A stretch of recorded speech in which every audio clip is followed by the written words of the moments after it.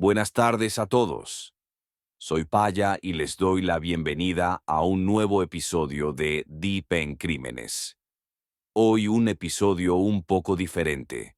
En lugar de centrarnos en una sola hipótesis, exploraremos dos o tres teorías diferentes, junto con nuevo material para reflexionar. En el episodio final, una vez que hayamos terminado todo, pondré a disposición en las descripciones de los artículos y enlaces que considere interesantes. Como siempre, si tienen preguntas, no duden en escribirme.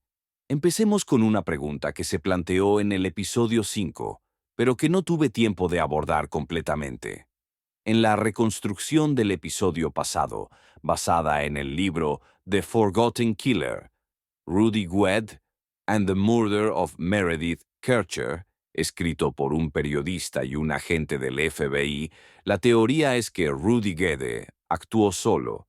La pregunta entonces es, ¿cómo encajan Amanda y Rafaele en la escena del crimen? Amanda y Rafaele no forman parte de esta reconstrucción. Según esta teoría, Guede es el único responsable de la muerte de Meredith Kercher.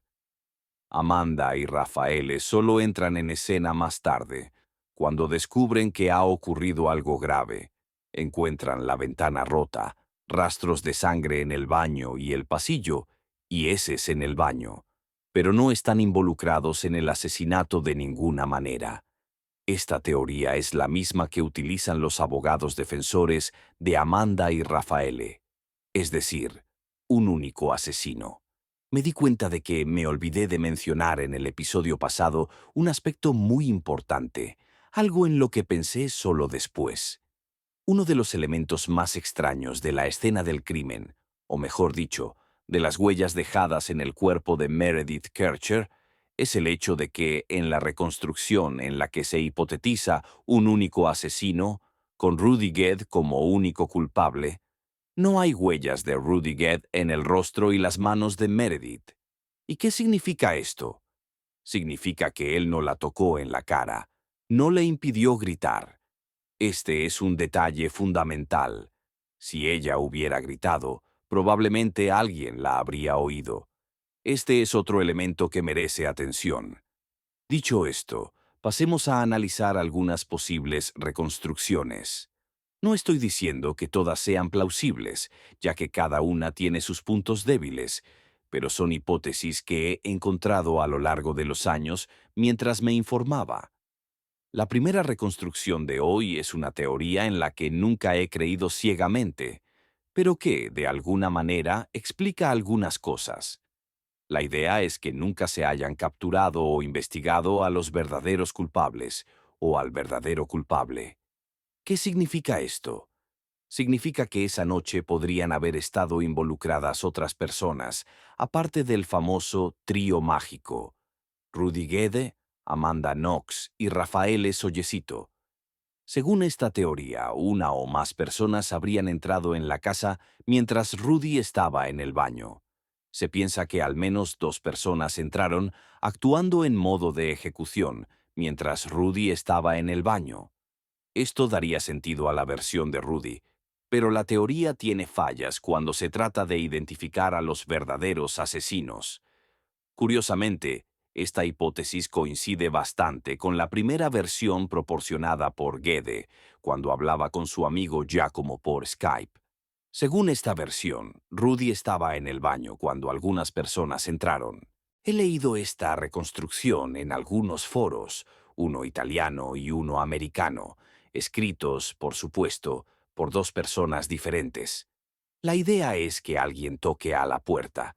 Meredith la abra y, en ese momento, esta persona la lleve rápidamente a la habitación y la asesine. Claramente esta es una teoría posible, pero presenta un millón de problemas. En primer lugar, no hay pruebas concretas. No sabemos quién podría ser esta persona, no ha dejado huellas de ADN, y la acción parece haberse llevado a cabo de manera increíblemente rápida, casi como un comando armado. Pero, ¿por qué surge esta teoría que involucra a una o más personas externas que nunca fueron incluidas en las investigaciones? En aquellos años, de hecho, Perugia tenía un tráfico de drogas bastante intenso. Perugia, según lo que he leído, es una ciudad universitaria con un gran número de estudiantes y, desafortunadamente, al menos en ese momento, también con un cierto tráfico de drogas. Es importante subrayar que Meredith no era adicta a las drogas. Su informe toxicológico está limpio y no detecta el uso de sustancias. Sin embargo, parece que frecuentaba un grupo de amigos donde la marihuana estaba presente, aunque no se mencionan drogas pesadas. Esta es otra hipótesis, que sin embargo sigue careciendo de pruebas concretas. Lo cierto es que, como he dicho, he leído esta historia en dos foros diferentes y me ha intrigado, aunque no hay muchas pruebas al respecto. Sin embargo, dado que estamos explorando posibles reconstrucciones, creo que es interesante hablar de ello. La hipótesis es que podría haber habido un tráfico de drogas y que el asesinato de Meredith podría haber sido una especie de represalia contra el grupo que frecuentaba. Personalmente, encuentro complicado aceptar esta hipótesis como un motivo, pero la idea de que podría haber habido alguien no mencionado en este caso me ha intrigado por un tiempo. Les explico por qué, aunque subrayo que no hay pruebas que lo respalden. Si consideramos por un momento la posibilidad de que Rudy Wedd no esté mintiendo completamente, es decir, que no esté diciendo una serie interminable de mentiras, podríamos alejarnos de la hipótesis de que él participó activamente en el asesinato, ya sea solo después de un robo o junto a Amanda Knox y Rafael Sollecito. Imaginemos que Rudy está diciendo una versión de la verdad, aunque no sea completamente precisa. Volvamos entonces a su primera declaración, que, como recordarán, fue interceptada por los carabineros de Perugia mientras hablaba con su amigo Giacomo por Skype. Rudy no sabía que estaba siendo interceptado, por lo que es posible que esa sea la reconstrucción más veraz, especialmente porque ocurre pocos días después de los hechos, cuando los recuerdos aún estaban frescos. En esa conversación es significativo que Rudy no mencione a Amanda Knox, lo cual es un detalle fundamental. Además, solo menciona una figura masculina que no logra reconocer. Las fotos de Rafael Sollecito ya se habían difundido por los medios en ese momento, y Rudy Guede las había visto, sin duda. De hecho, en la misma conversación interceptada, Rudy habla de Sollecito. Giacomo le pregunta si lo conoce, y Rudy responde que nunca lo ha visto antes. Por lo tanto, cuando Rudy hace esa declaración, ya conoce los rostros y los nombres de Amanda Knox y Rafael Sollecito, pero no los menciona como presentes en la escena del crimen. Menciona a Amanda en algunos detalles, pero nunca dice que ella estuviera allí. Esto sugiere que la figura masculina de la que habla podría ser completamente ajena y fuera de la investigación. Sin embargo, para considerar esta opción, se requiere un esfuerzo de imaginación bastante notable. Pensar que alguien podría entrar, asesinar a Meredith en 10 minutos, no dejar ninguna pista, encontrarse con Rudy y luego escapar sin ser visto ni oído por nadie, es difícil de creer. Este hipotético agresor sería como un fantasma, sin rastros mínimos de su presencia.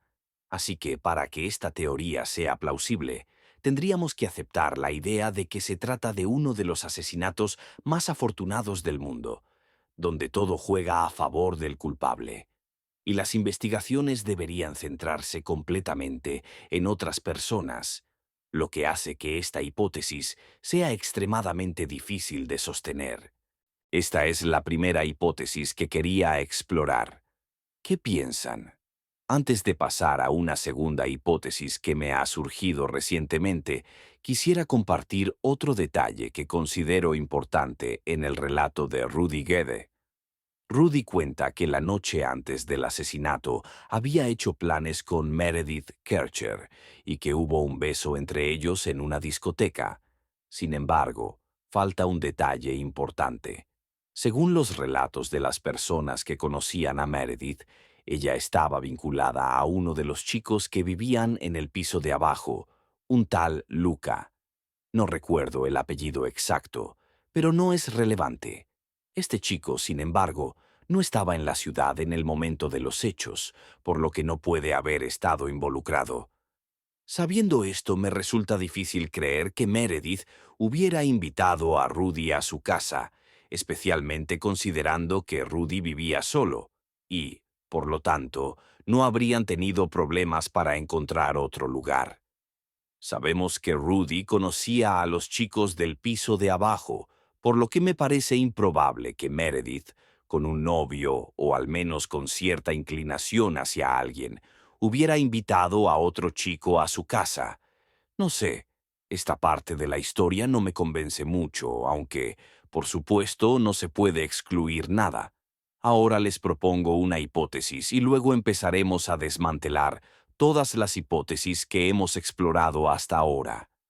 La hipótesis que quiero presentarles involucra a un solo asesino, pero que forma parte del trío, y se trata de Rafael Sollecito. Quiero subrayar que esto es claramente solo una hipótesis, por lo que no estoy acusando a Sollecito ni tengo la intención de hacerlo.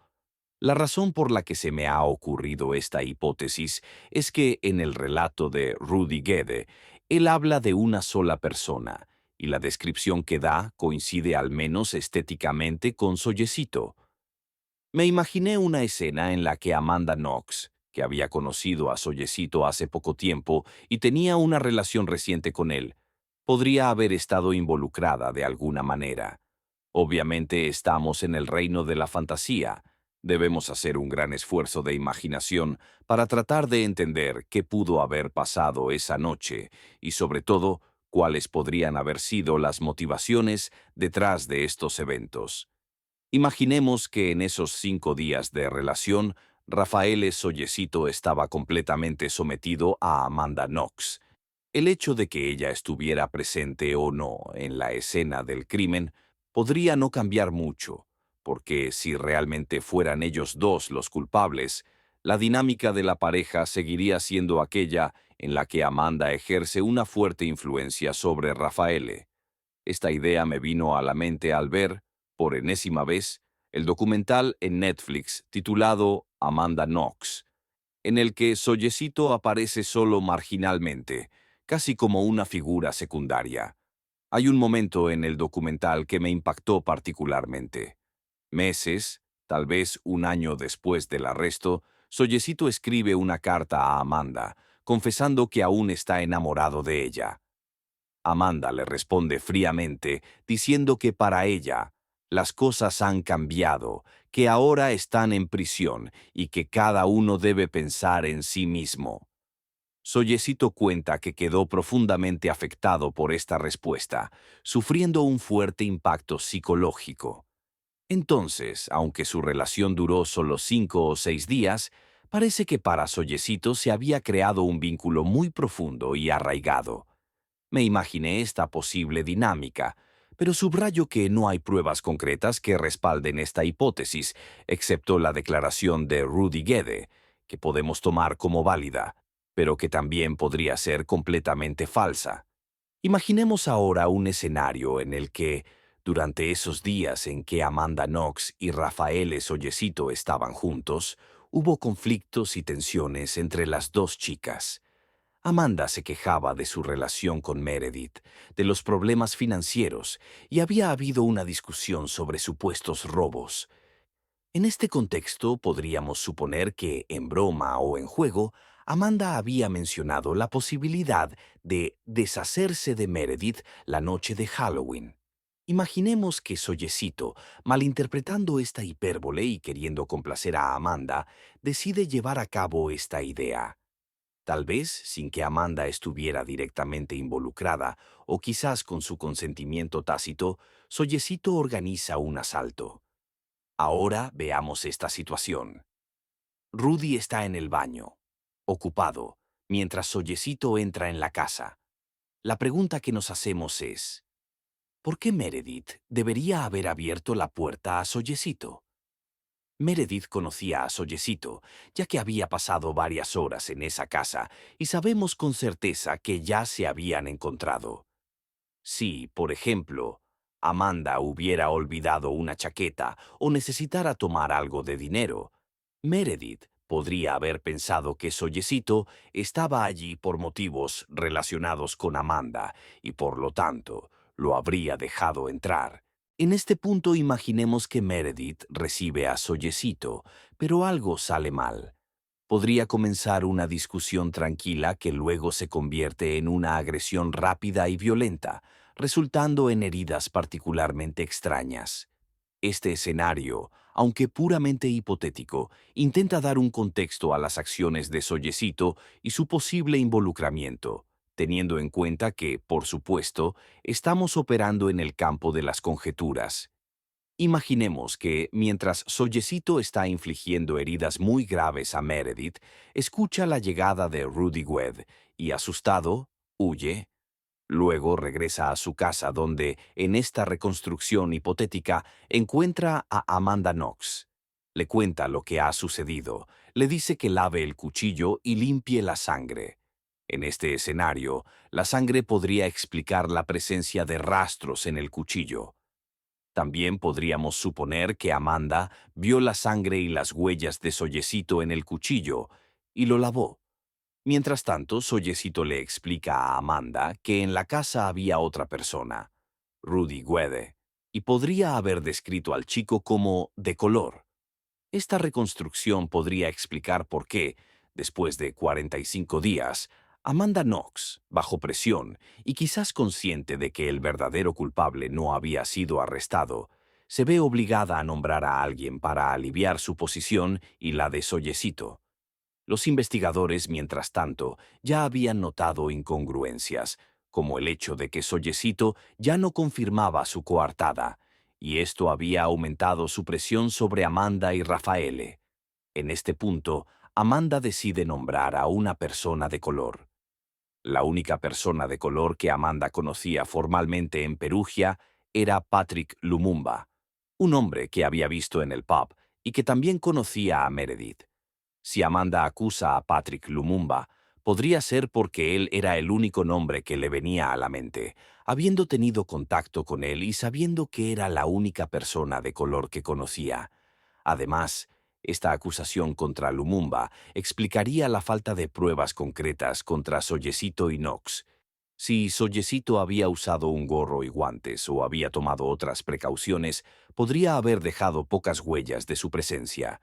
Esta reconstrucción también podría explicar por qué la pareja no regresó de inmediato a la escena del crimen, sino a la mañana siguiente. Tal vez necesitaban tiempo para preparar su versión de los hechos y su defensa.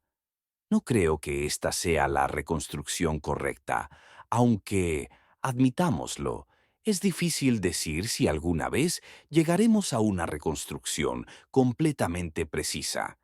Dicho esto, quiero discutir otra reconstrucción que podría tener sentido, pero que también tiene sus críticas. Si tienen preguntas, estoy aquí para responder. Un punto interesante que encontré es lo que Alberto ha escrito sobre un posible aspecto morboso en la relación entre Amanda y Rafaele. Básicamente, se trataba de una relación bastante extraña.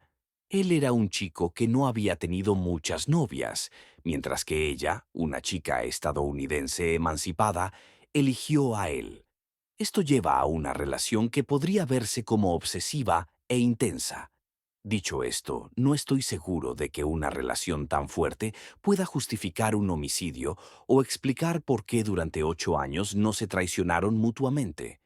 Es una relación complicada, pero no necesariamente justificativa de actos extremos. Un problema significativo con la reconstrucción que considera a Amanda y Rafaele como culpables es el alibi. Les explicaré este pensamiento que tengo en mente. Me pregunto, de hecho, si consideramos la hipótesis de que ambos estuvieron involucrados, la situación se complica. Imaginen que ambos estuvieron presentes y que, como en la versión de Rudy Guede, actuaron juntos. Podría ser plausible que, mientras uno de ellos infligía las heridas, El otro la mantenía inmovilizada. Está bien, pero imaginemos lo que ocurrió después. Amanda y Rafaele, después de cometer el homicidio, regresan a casa y no son vistos por nadie. Deciden regresar temprano, tal vez alrededor de las 4 o 5 de la mañana, y hacen la escenificación para cubrir posibles sospechas. Luego, al día siguiente, encuentran el cadáver y reportan el incidente. Perfecto. Mi pregunta es, ¿por qué no logran crear un alibi perfecto para ambos? Si fueran ellos los que cometieron el crimen, no deberían haber preparado un alibi impecable. Desde el principio, sus alibis no coinciden perfectamente, y esto es problemático. Si ambos hubieran hecho todo por su cuenta, ¿por qué no crearon una historia convincente y coherente? Por ejemplo, podrían haber dicho que a las 6 estaban en casa, cenaron, tomaron una ducha, tuvieron relaciones sexuales, fumaron un porro y luego se fueron a la cama, apagando los teléfonos. Si ambos hubieran proporcionado el mismo relato y mantenido una versión coherente, ese alibi tendría sentido. En cambio, la historia del ordenador, que inicialmente no estaba clara, llevó a confusión. Si uno de los dos fuera culpable, es difícil creer que el otro estuviera completamente ajeno y no tuviera un alibi sólido que proponer. Esto sugiere que su incapacidad para crear un alibi perfecto podría indicar que había algo más complejo en juego, o que su involucramiento no era tan simple como podría parecer. En resumen, si hubieran querido encubrir una verdad incómoda, deberían haber pensado en un alibi que no dejara espacio a dudas o incoherencias. Imaginemos un alibi perfecto para Amanda y Rafaele. Supongamos que hubieran presentado una historia coherente. Estuvimos en casa, cenamos, vimos una película, tomamos una ducha y luego nos fuimos a la cama, con los teléfonos apagados para evitar rastreos. Si hubieran demostrado que sus teléfonos estaban apagados y hubieran proporcionado una serie de pruebas consistentes, el alibi habría sido creíble. Sin embargo, la realidad parece ser diferente. Los teléfonos no coinciden con su versión de los hechos. Por ejemplo, Soyecito afirma que su teléfono estaba apagado, pero se muestra que recibió una llamada de su padre alrededor de las 11, y en el pasado siempre había respondido a llamadas similares. Además, la defensa sostiene que el teléfono no tenía señal, pero sabemos que en su zona la señal era generalmente buena. Estas discrepancias plantean interrogantes. Si Amanda y Rafaele hubieran estado involucrados en el crimen, ¿por qué no prepararon un alibi más sólido? Si habían manejado tan bien el crimen, logrando no dejar rastros y ocultar sus acciones, ¿por qué no crearon un alibi más creíble? Es como si, a pesar de su aparente habilidad, el motivo del homicidio fuera tan débil que se vuelve imposible identificarles con certeza. En resumen, si hubieran querido ocultar su culpabilidad, deberían haber preparado un alibi que fuera más robusto y menos contradictorio. Este es un aspecto que vale la pena considerar. Recordemos que, en el juicio de primera instancia, Amanda Knox, Rafael Soyecito y Rudy Guede fueron condenados a penas que varían entre 30 y 33 años de prisión. Estos veredictos se basan en una amplia gama de pruebas circunstanciales, incluidas inconsistencias en los alibis, confesiones y retractaciones. Las pruebas también incluyen elementos cruciales como el cuchillo encontrado con rastros de sangre y las huellas de sangre de Amanda y Rafaele en el broche del sostén. Sin embargo, estos elementos de prueba fueron cuestionados durante el proceso de apelación. Los abogados de la defensa argumentaron que existía la posibilidad de contaminación de las pruebas. De hecho, la sentencia de segunda instancia reconoció que podría haber habido contaminación del arma del crimen y del gancho del sujetador, aunque no afirmaba con certeza que esto hubiera ocurrido. Esto llevó a un debilitamiento de las pruebas que inicialmente se consideraban irrefutables.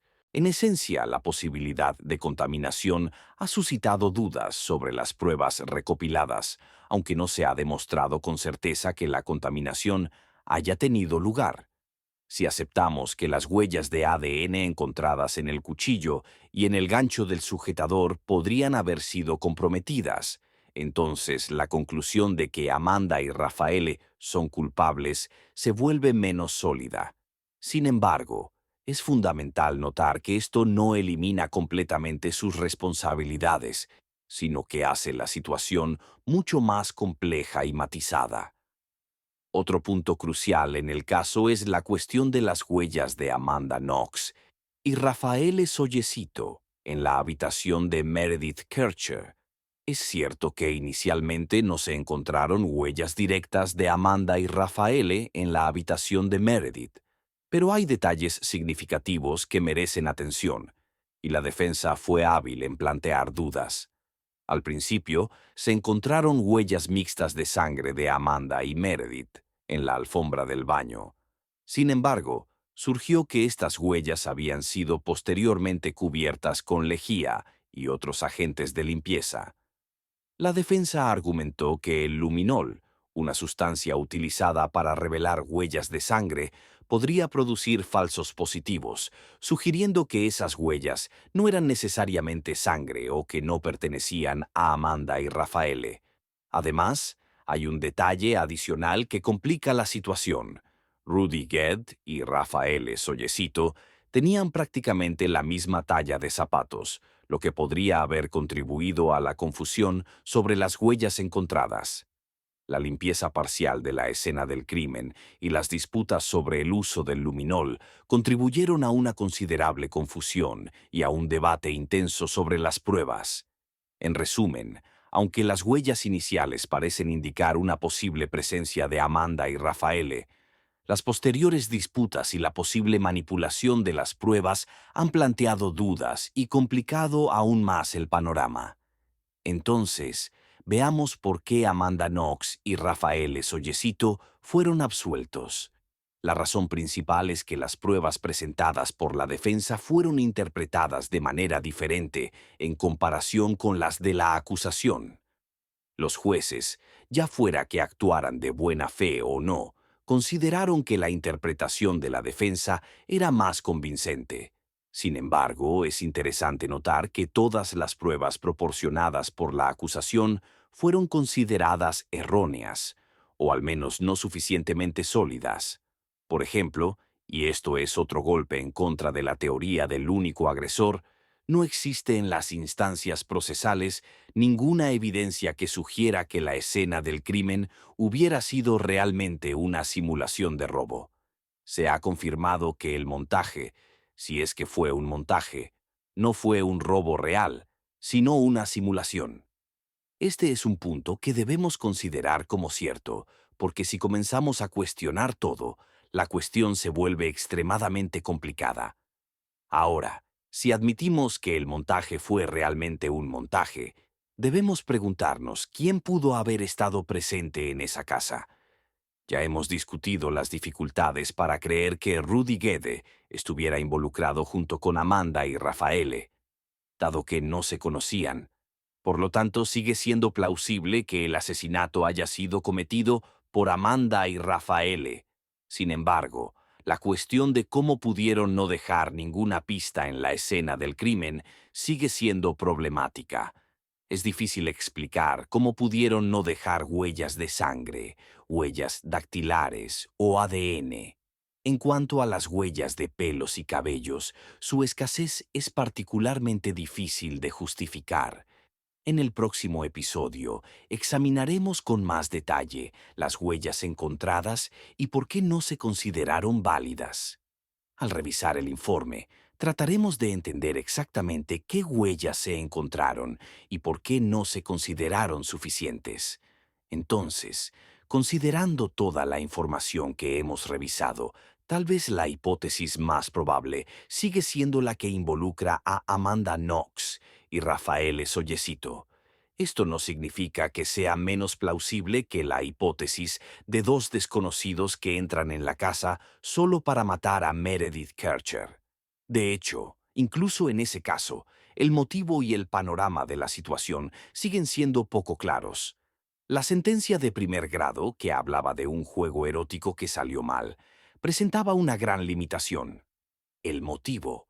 Como ha observado correctamente el magistrado, la acusación no está obligada a proporcionar un motivo. Las razones que llevan a un asesinato pueden ser muchas y, a menudo, son incomprensibles. Además, no se puede saber con certeza qué puede desencadenar una reacción violenta, especialmente si uno de los involucrados ha consumido alcohol o drogas. Replicar un motivo sin una confesión es muy difícil. Lo veremos también en el próximo caso que abordaremos. En cuanto a la explicación del juego erótico, era un intento de dar una lógica a las pruebas, como las huellas de Amanda Knox y Rafael Sollecito en la escena del crimen. Sin embargo, podría ser que la explicación que involucra a Rudy Guede tenga más sentido. Les quiero dar un detalle interesante. Mi novia, a pesar de haber escuchado esta historia 1000 veces, se ha vuelto fanática de nuestros podcasts, así que decidió investigar las fotos de las heces de Rudy Guede. Ella trabaja como enfermera y tiene un ojo experto para determinar el estado general de una persona.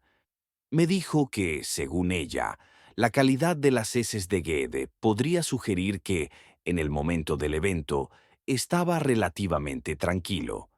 No quiero entrar en detalles más desagradables, pero el punto es que, como enfermera, sabe que cuando una persona está muy tensa o asustada, las heces tienden a ser menos sólidas y más poco saludables, por decirlo de alguna manera. En cambio, las de Guede parecen haber estado en buenas condiciones, lo que podría indicar un estado de relativa calma en el momento del evento. Esta observación parece complicar la teoría de que Rudy Guede fuera el único agresor, porque si estaba tranquilo, entonces ¿por qué habría tenido una reacción tan violenta y caótica que lleva a un homicidio? Además, en el juicio de primer grado se había dicho que las heces de Guede habían contribuido a desencadenar una discusión entre Amanda y Meredith, lo que a su vez habría llevado a un homicidio. Sin embargo, me parece difícil que un aspecto tan banal pueda causar una discusión tan grave. Así que, si juntamos todos los puntos, quizás Rudy Guede, al menos en parte, podría tener razón. ¿Qué piensan ustedes? Para el próximo episodio les daré algunos detalles sobre el luminol, las huellas de sangre de Amanda y Rafaele, y veremos cómo evolucionan nuestros descubrimientos. Además, si surge algo más interesante, lo agregaré.